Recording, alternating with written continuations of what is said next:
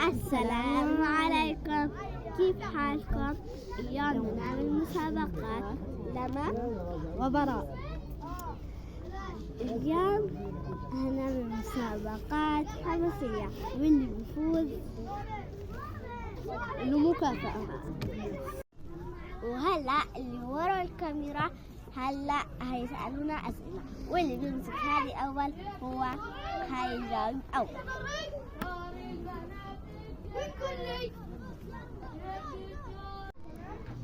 من هو النبي الذي يوعد في آخر الزمان ويقوم بحكم الأرض بالعدل؟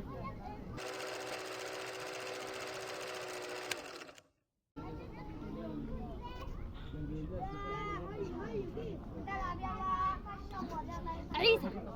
صح. يلا. من هي الزوجة الأولى للرسول صلى الله عليه وسلم والتي تزوجها في مكة المكرمة؟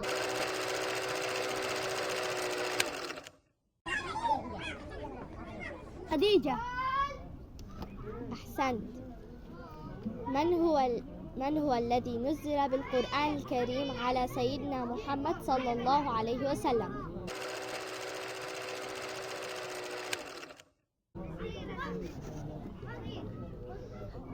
جبريل عليه السلام. من هو الصحابي الذي رافق الرسول صلى الله عليه وسلم وقت الهجرة؟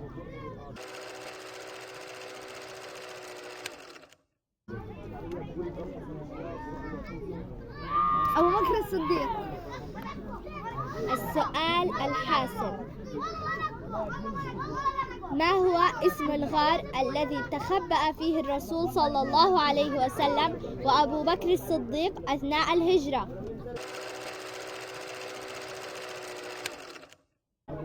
غار ثور. صح. نقاطك 2-3. براء الفائز في هذه المسابقة.